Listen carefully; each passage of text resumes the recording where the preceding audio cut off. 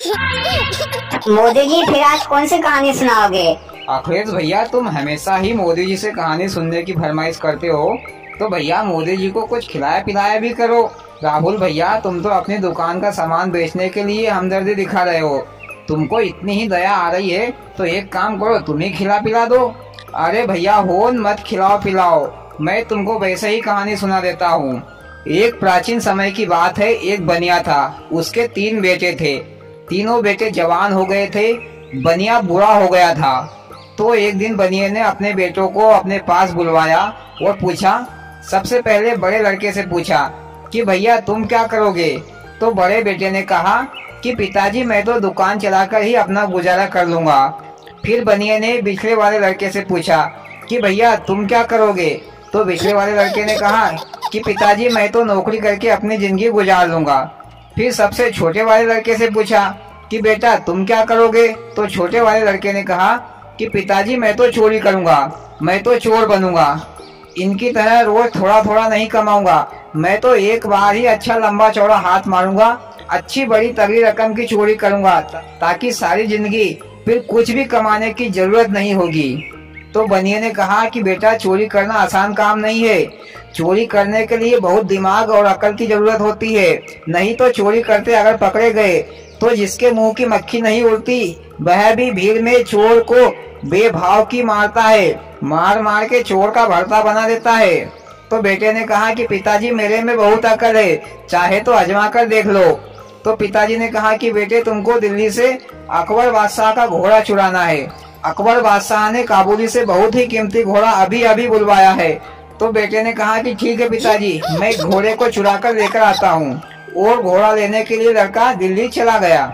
लेकिन अकबर बादशाह का ऐलान था कि कोई भी अजनबी आदमी को शहर में घुसने ना दिया जाए। तो बेटा बेचारा शहर के बाहर ही बैठ गया और सोचने लगा कि शहर में कैसा घुसा जाए। इधर एक नाई रोजाना अकबर बादशाह की हजामत करने के लिए रोजाना जाता था।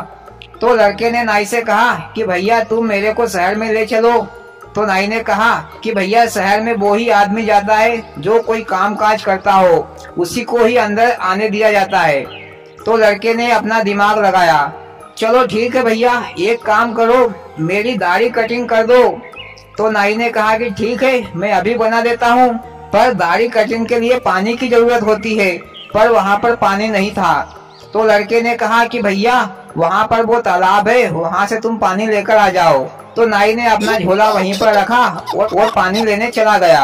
लड़के ने मौके का फायदा उठाया और नाई का झोला उठाकर दिल्ली शहर में आ गया, अपने आप को नाई बताकर। शहर में घुसने के बाद एक बुजुर्ग महिला के यहाँ पर वह रुका और महिला को अपने बस में कर लिया।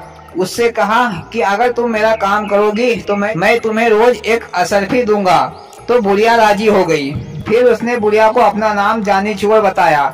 फिर बुढ़िया से कहा कि राजा को एक चिट्ठी भिजवा दो कि जानी चोर तुम्हारा घोड़ा चुराने के लिए शहर में आ गया है। तो बुढ़िया ने अपने तोते के जरिए बादशाह के दरबार में चिट्ठी को फिकवा दी और बादशाह ने उस चिट्ठी को पढ़ा तो बादशाह आश्चर्यचकित रह गया। तो बादशाह ने अपने घोड़े की निगरानी के लिए ऐलान कर दिया कि जो कोई भी घोड़े की रखवाली करेगा तो मैं उसे 500 रुपए इनाम में दूंगा। घोड़े की निगरानी के लिए एक सोनार राजी हो गया। मोदी जी, सोनार बड़े लालची होते हैं पैसे के। हाँ लालू जी, सही कहा। तो वह सोनार रात में घोड़े की निगरानी करने चला गया। इधर जानी चोर ने बुढ़िया से पूछा कि सोनार के घर में कौन कौन रहता है? तो बुढ़िया ने कहा कि सभी लोग रहते हैं, भाई बहन पति पत्नी सभी, पर एक बेटा नौकरी करने के लिए परदेश गया हुआ है और वह 10-12 वर्षों से लौटा नहीं है। तो जानी चोर ने अपना दिमाग लगाया कि अब काम बन जाएगा। फिर जानी चोर सोनार के घर उसका बेटा बनकर पहुंचा। लेकिन जाने से पहले जानी चोर ने पीतल तांबे के बर्तन के टुकड़े एक रेशमी कपड़े में बांधकर अपने साथ ले गया। सोनार के घर जाकर आवाज लगाई तो सोनार की पत्नी उठी और दरवाजा खोल दिया और बेटा बेटा कहकर उसे प्यार करने लगी। क्योंकि वह तो बूढ़ी हो चुकी थी, आंखों में कुछ साफ दिखाई नहीं दे रहा था। उधर उसकी बहू भी उठकर आई और उसे अपना पति समझकर उसे अपने कमरे में ले गई और जानी चोर को अच्छे से भोजन खिलाया पिलाया। मोदी जी, सोनार के घर में सभी के सभी अंधे थे क्या? किसी को दिखाई नहीं दे रहा था कि ये कोई दूसरा आदमी है? अखिलेश भैया उनके घर में लाइट नहीं थी, लाइट चली गई थी। खाने के बाद बहू ने पूछा जानी चोर से कि तुम विदेश से मेरे लिए कुछ नहीं लेकर आए? तो जानी चोर ने पोटली को हिलाते हुए कहा कि मैं तुम्हारे लिए इतनी कीमती चीज लाया हूँ जितने की तुम्हारे ससुर ने भी तुमको नहीं दी होगी। तो वह बहुत खुश हुई। फिर जानी चोर ने कहा जरा उन सभी चीजों को लाना तो सही, मैं देखूं तो सही कि कौन सी कीमती वस्तु है। तो बहू ने अपने सारे जेवर लाकर जानी चोर को दे दिए, लेकिन वह एक जेवर लाना भूल गई, सोने की अंगूठी, पर वह दूसरे कमरे में रखी हुई थी। तो वह बोली कि तुम यहीं पर बैठो, मैं अंगूठी लेकर आती हूँ। ऐसा कहकर वह दूसरे कमरे में चली गई अंगूठी लेने के लिए। इधर जानी चोर को भागने का मौका मिल गया और वह कमरे की खिड़की से कूदकर भाग गया और जेवर लाकर बुढ़िया को दे दिए। दूसरे दिन सोनार घर पहुंचा तो उसकी बहू ने चोरी की सारी बात बताई। तो सोनार हक्के बक्के रह गया और सोचा कि कहाँ 500 रुपए के कमाने के चक्कर में हजारों रुपए के जेवर चोरी हो गए। फिर वह सोनार रोता हुआ बादशाह के दरबार में पहुंचा और अपने घर की चोरी की सारी कहानी सुनाई।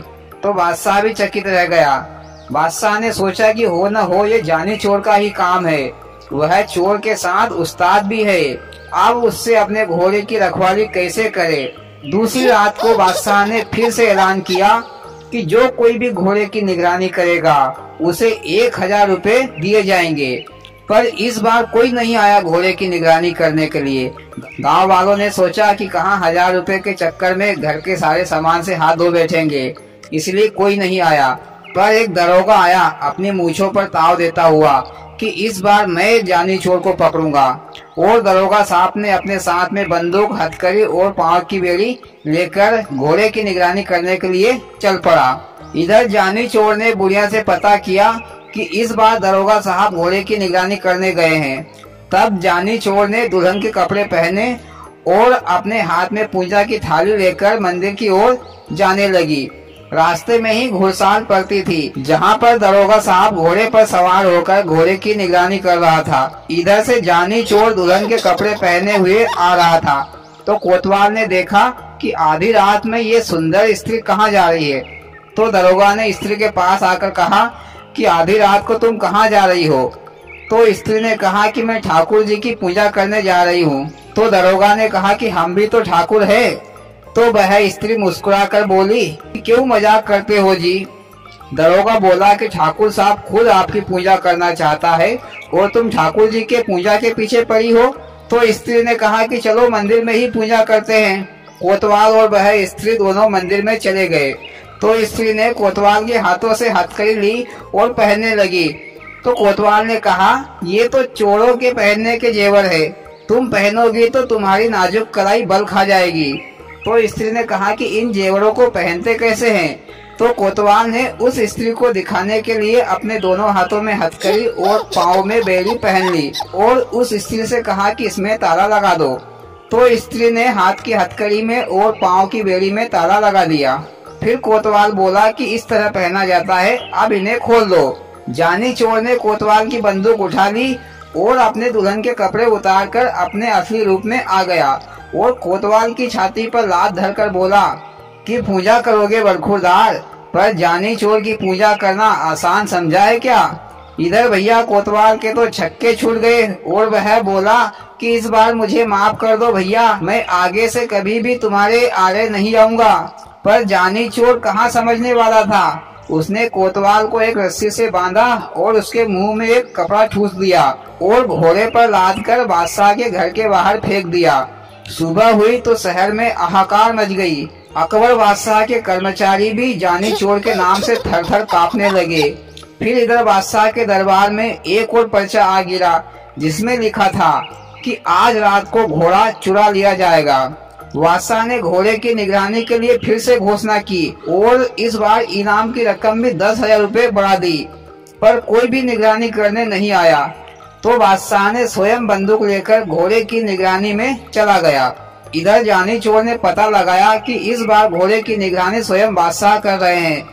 तो जानी चोर ने एक बुढ़िया का रूप धारण किया और घुड़साल के सामने आकर चक्की आगे रखकर अनाज पीसने लगी। बादशाह ने बुढ़िया को अनाज पीसता हुआ देखा तो बुढ़िया के पास गया और बोला कि तुम रात में अनाज पीस रही हो? तो बुढ़िया ने हाँफते हाँफते कहा, महाराज दिन में काम करती हूँ तो मोहल्ले वाले बच्चे मुझे चिढ़ाते हैं, इसलिए रात में काम कर रही हूँ। अभी अभी एक सिपाही आया था और अनाज पीसने के लिए कह गया है और वह अभी वापस आकर ले जाएगा।